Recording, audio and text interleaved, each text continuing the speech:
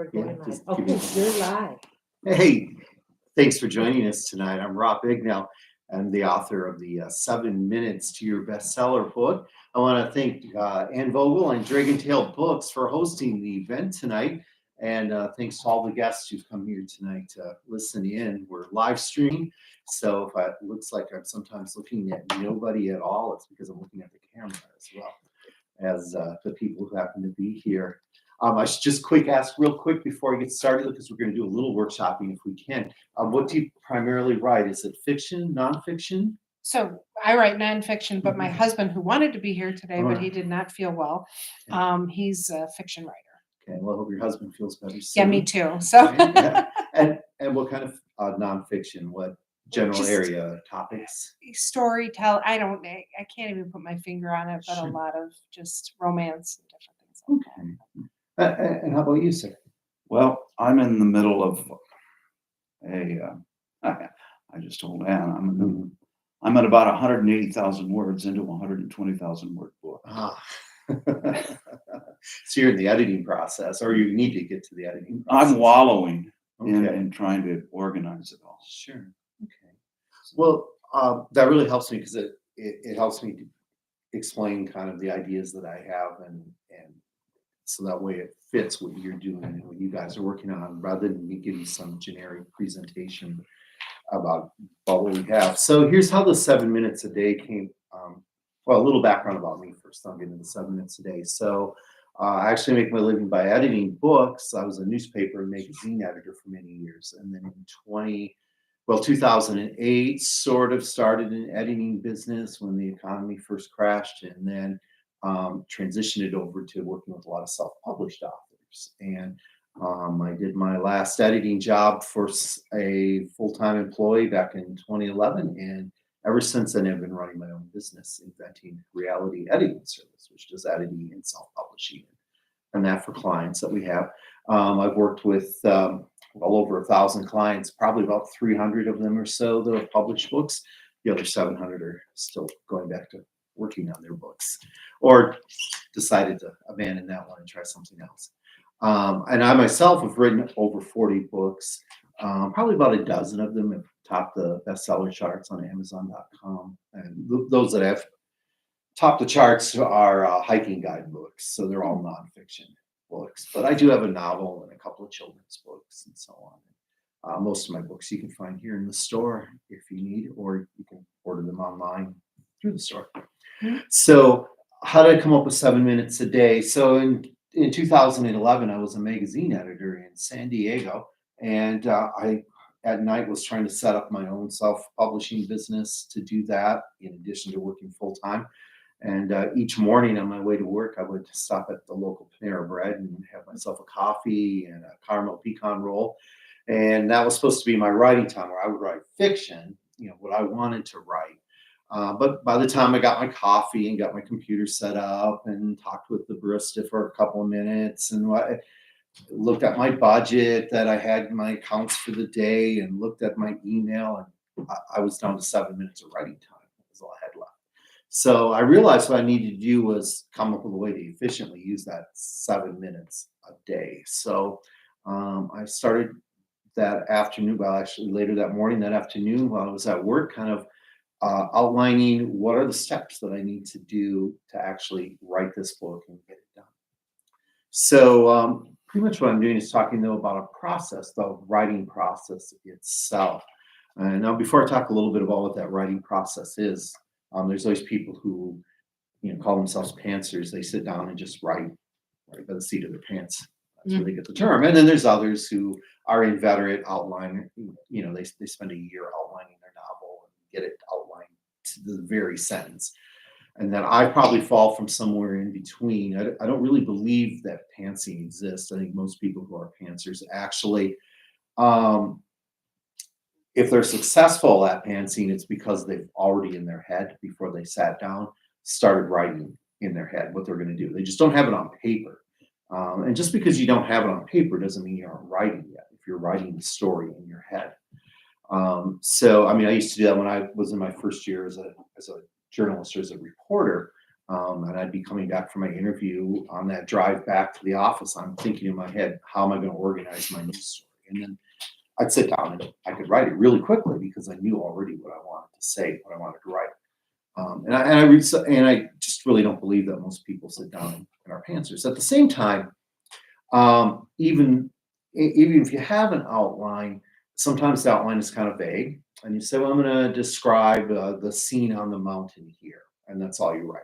And then you sit down and you are actually pantsing it where you're coming up off the top of your head, right? I mean, I do that all the time. Or sometimes as I'm writing an outline, the whole idea for a scene just pops in my head and it just starts flowing. And in a sense, that's pantsing too. But overall, I'm still using a process. I'm just not maybe formalizing it and writing it down or using Scrivener where I have, all these different files and documents and note cards and organizing them. So when you use a process, then the question is, what are all the steps in it that you have to do? So as I explain these steps, one thing you have to think about is that it's not a linear process, not like an assembly line where you first do this and do that and then do this and then do that. It's more what I call an incurvate process. And an incurvate line is where you go like this, and then the line curves up, and then it curves back in on itself, and then you meet your original goal. So arcane geometry work. But it really describes the process well, because as you're writing, you might be outlining, and then all of a sudden you go like, oh no, I got to go back and change what I outlined earlier. And that's your incurvate, you're going back. And then you do that, and then you continue on, and then all of a sudden you realize, oh, wait a minute, I got to go back to this step. So you curve back to that step and go and redo that. And that's really probably how writing works. You're kind of working toward a goal in a linear way, but you're constantly going back and going back and going back. So the basic steps are, you should probably start first with brainstorming. Ideally, you don't need to brainstorm because you already have the idea in your head. This great idea for writing a story popped into your head and you want to get it out. Right? So theoretically, you shouldn't have to brainstorm at all. But sometimes you want to become a writer and you're like, well, what should I write? And then you need to actually brainstorm. But the step that comes next, actually, for most people, is really the first step to take after they come up with that brilliant idea in their head, and that's the actual outlining stage. So that would be step 2, is to do the outlining. And I don't think enough people do outlining or don't take it seriously. They outline by writing 2 or 3 things down on a piece of paper, and that's probably not enough, right? You have to go into a lot more detail. And you have to be willing to be flexible and fluid with your outline, where you change it constantly. Just because you wrote an outline doesn't mean, okay, my story has to be exactly like that, or my book has to follow that. As you're writing it, or as you're furthering your outline, you may realize, wait, what I was writing back, that's nonsense. It doesn't work, or it doesn't work for this book. It's a great scene, but it doesn't fit into this story at all. And so then you just kind of set that stuff aside, save it for later somewhere else, and then keep outlining. So an outline is always something that can be revised and changed. And we'll go and get into a little outlining here later on as part of the workshop. So like when I came, the book I was actually working on when I was in San Diego was this one, The Best Sights to See at America's Top Parts. And I had already brainstormed the idea in a car while I was driving. I was thinking to myself, I go through all these different hiking guidebooks, and I need like 12 of them when I travel, because if I want to go to 3 or 4 different national parks, like say in Utah, there's 5, and I want to make a big loop around, I need a book for every single one. And when I get there, I don't have time to look through 200 pages to figure out what's the best thing to see. I want to just know, if I go to this park, what is the one thing I should see, and what are 3 or 4 other things I should see? This idea just popped in my head. That's the brainstorming stage. So then I sat down and for 7 minutes a day tried to write. And I thought to myself, it'd be perfect, because if you're in Arches National Park in Utah, you got to go see the Delicate Arch. That's the big, huge arch. It's the size of a block that it overlooks this sort of cliff area. It's a gorgeous site. It's on the quarter, the Utah quarter. So that's what it looks like. So got to have that in the book, right? And so I started writing that every morning. And then when I ran out and finished that, I was like, well, now what do I write? So I'd failed because I hadn't outlined my book, and I really needed to go back and outline it and figure out what I was going to do. And so, I started with a basic outline. I'm going to intro. I'm going to have each park, and then in the end, I'll have an index.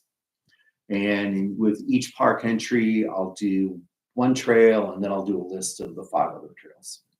But as I started thinking more about that outline and starting to fill in, well, which trail would I do at each park? I realized that, well, some parks, say like Yellowstone National Park, have, 12, 13 great things to see. Whereas if you go to, say, I don't know, Pinnacles National Park in California, there's maybe one thing to see that's really worth it because it's such a small park and, there's not a lot there. It just is mainly trying to preserve one thing. So I had to think about, well, maybe for the more visited parks or the bigger parks, I should have more trails and have more best things to see. And then for the other ones, keep it simple. One trail, 5 other things you could see.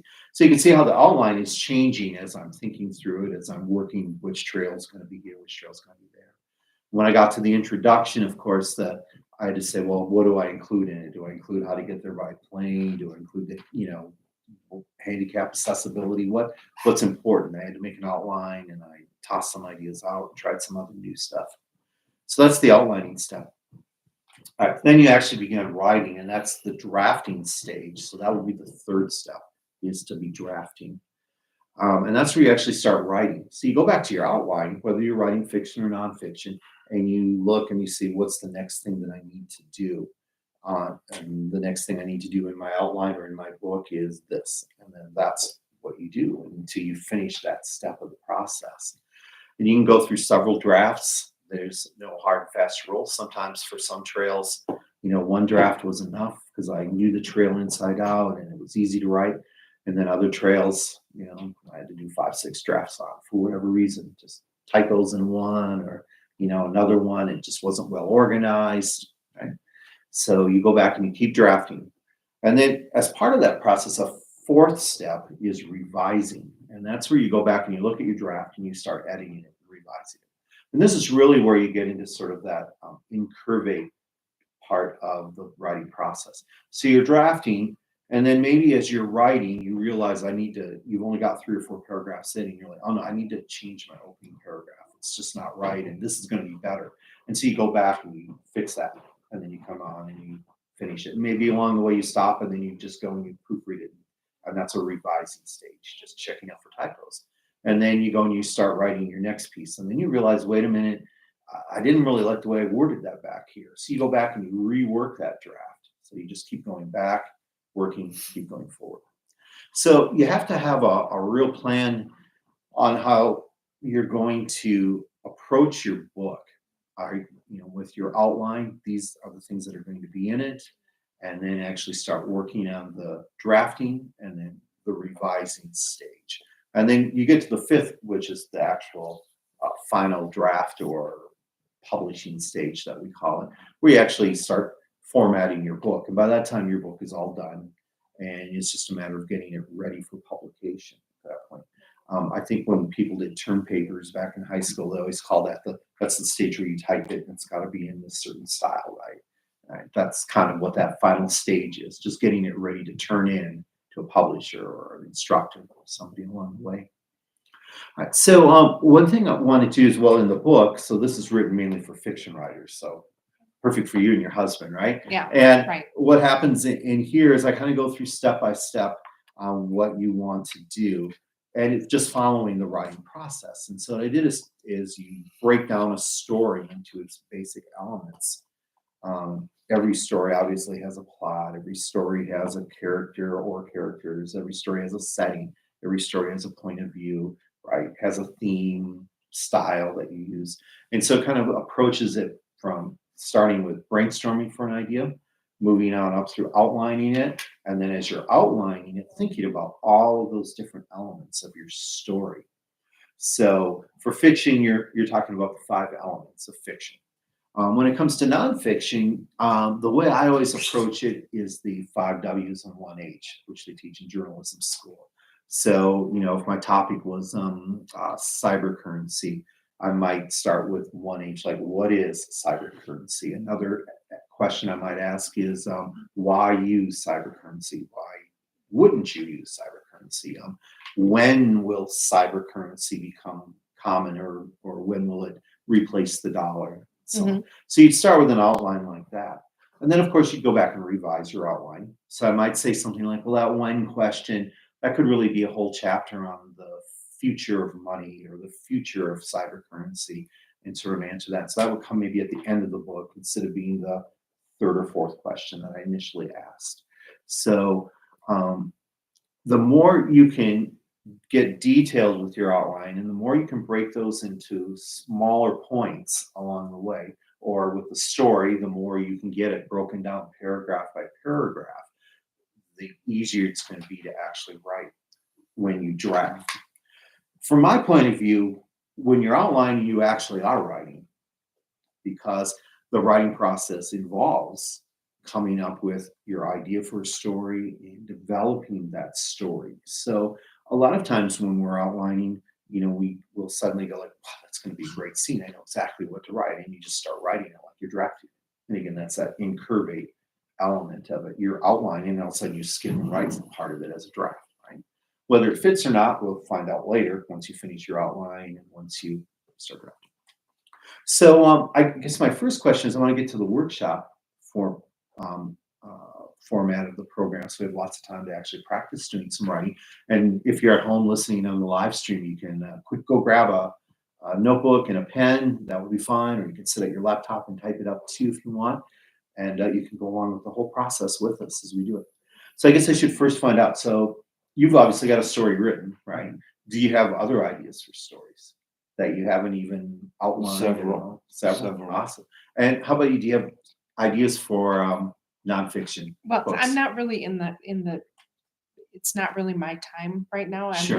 And I'm trying to just channel my husband, because he's trying to write a book on the Civil War, on he followed the regiment, the Wisconsin regiment, through the battlefields. And he personally did that with his daughter. And so he wants to, write the book on that. So Sure. I'm actually trying to just digest this as if I'm him. Oh, okay. So I would like to stay in that. Sure. Is that a nonfiction then? Yeah, because Okay. it's based on history and based Got it. on, Right. we're very much trying to encourage him to write. Yeah, So, absolutely. yeah. That would be great. Yeah. Yeah. They could see all kinds of opportunities for that, from Mhm. travel log to travel guide, Mhm. depending on which approach he wants to take and so on. So, but you yourself, though, you prefer to write nonfiction as well, or Yeah, fiction? no, it's more stories. I take like what's family dramas, different things that have happened in our family, Sure. or really into witches and kind of just made up stories, just Okay. different things like that. Got But, it. yeah. All right. Well, why don't we do fiction then at this point? And we'll start with the basic, sort of like a brainstorming exercise, just so we can go through that very first step. So whenever I'm writing nonfiction, or I'm sorry, when I'm writing fiction rather, I always like to think about what are the elements of a story. And at the very core, the heart of every single story is going to be conflict. And every story is about resolving a conflict, right? I mean, like Hamlet is a question of, did my uncle kill my dad? Because if he did, then I need to commit revenge and atone for that. Or a movie like Star Wars. Everybody's seen Star Wars for A New Hope, the very first one that came out, right? And the basic conflict there is evil, tyrannical empire has a weapon, and if the weapon isn't stopped, the whole galaxy will fall under tyranny, right? And so you always think about conflict is going to be the heart of your story. So what we might want to do for like the very first 7 minutes, if you're sitting down saying like, I don't know what I want to write yet, you would probably start by putting down, spending 7 minutes just brainstorming conflicts that you could write. So you might write conflicts like, daughter versus mother conflict. It doesn't have to be very specific at this point, right? Father versus son, brother versus brother, right? And we can all think of all kinds of stories that are written in those veins. So you might start there. And then you would want to get more specific and go, well, let's suppose we did a daughter-mother story. Daughter and mother don't get along. then the next question would be, well, what kind of conflicts would a mother-daughter have? Now, I never grew up with sisters, and most of my cousins were boys. And so I don't have a really good answer to that. So for me, anything that I come up with would just be a copy of somebody else's story. So I might cross that off my list. But I might say, well, I could do father and son, right? Because I mean, yeah, I didn't always get along with my father, and I do now, obviously, but I didn't always. And maybe my son doesn't always get along with me, and he's a teenager, right? So I've got all kinds of conflicts I could work with there. So there, I would go and say, I'm going to take that idea and then get more specific with it. What are the conflicts that father versus son could have?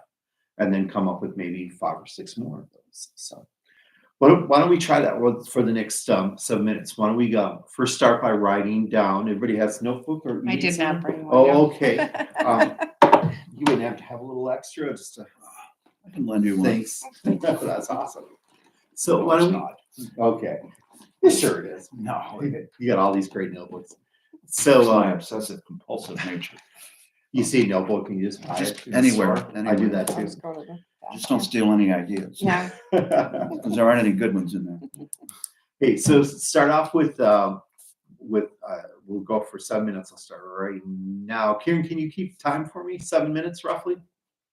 Thanks. Go ahead and start it now. So come up with some general story ideas that you might have. I'm going to go up there and get some paper and pen myself. And I'll be right back to join us here.